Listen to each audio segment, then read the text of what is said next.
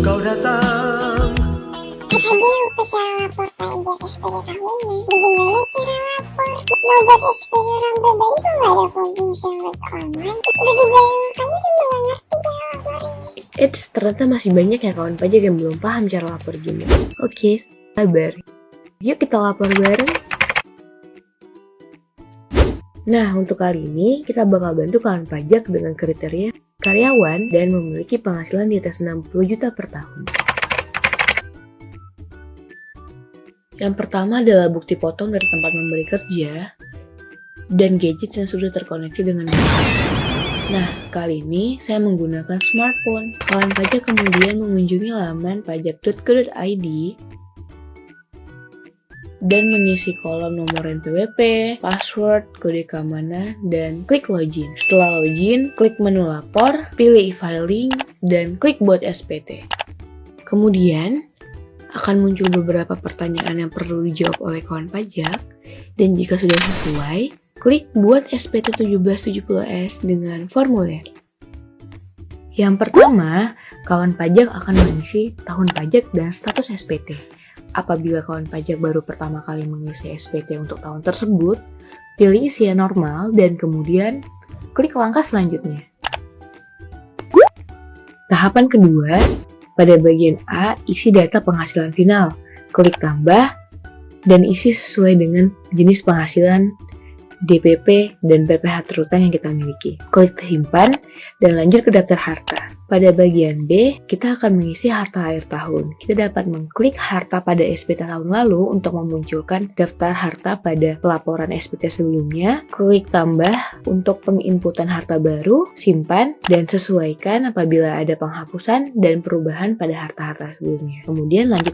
Lakukan hal yang sama pada bagian C, kewajiban atau utang pada akhir tahun. Kita dapat mengklik utang pada SPT tahun lalu untuk menampilkan data pada pelaporan tahun sebelumnya. Klik tambah apabila ada penambahan utang baru, simpan, dan lanjut ke daftar tanggungan. Pada daftar tanggungan, lakukan hal yang sama. Klik tanggungan pada SPT tahun lalu, akan muncul data pada pelaporan tahun sebelumnya. Klik tambah apabila ada penambahan data keluarga, simpan, dan klik selanjutnya. Tahapan ketiga, bagian A, isikan penghasilan itu dalam negeri lainnya yang tidak termasuk penghasilan final, seperti bunga, royalti, sewa hadiah, keuntungan dari penjualan untuk pengalihan harta, dan penghasilan lainnya.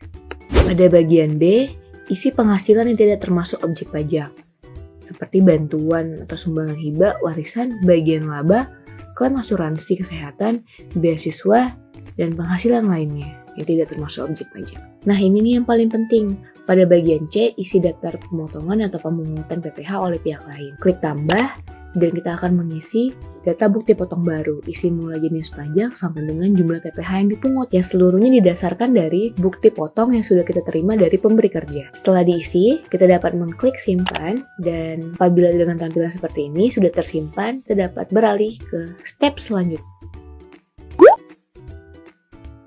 Tahapan keempat, isi dengan status perkawinan, status kewajiban perpajakan, dan NPWP suami atau istri jika diperlukan. Selanjutnya, kita lanjut ke bagian A ya.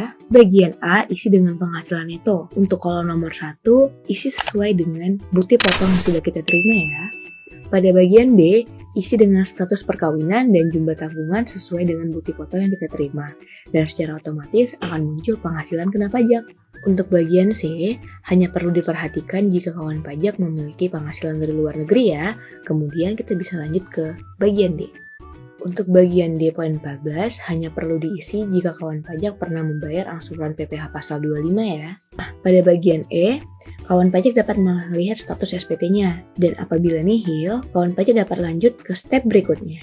Nah, jika status SPT kawan pajak kurang bayar, maka akan melanjutkan dengan langkah berikut. Dan lebih bayar seperti langkah berikut. Pada bagian F, hanya dikhususkan bagi kawan pajak yang secara rutin memiliki status SPT kurang bayar. Kemudian lanjut ke pernyataan. Nah, apabila seluruh data sudah diberikan dengan benar, lengkap, dan jelas, centang kolom setuju, dan kita dapat beralih ke step selanjutnya.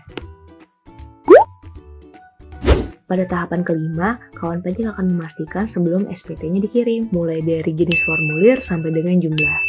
Jika sudah, klik ambil kode verifikasi dan pilih pengiriman menggunakan email. Kode akan masuk ke email dan masukkan kode pada kolom berikut. Kemudian, klik kirim SPT. Nah, apabila sudah berhasil terkirim, maka kawan pajak akan mendapatkan bukti penerimaan elektronik yang dikirimkan melalui email seperti ini. Jika sudah mendapatkan bukti tersebut, kawan pajak sudah menyelesaikan pelaporannya. Nah, gimana? Mudah kan? Lebih awal, lebih nyaman.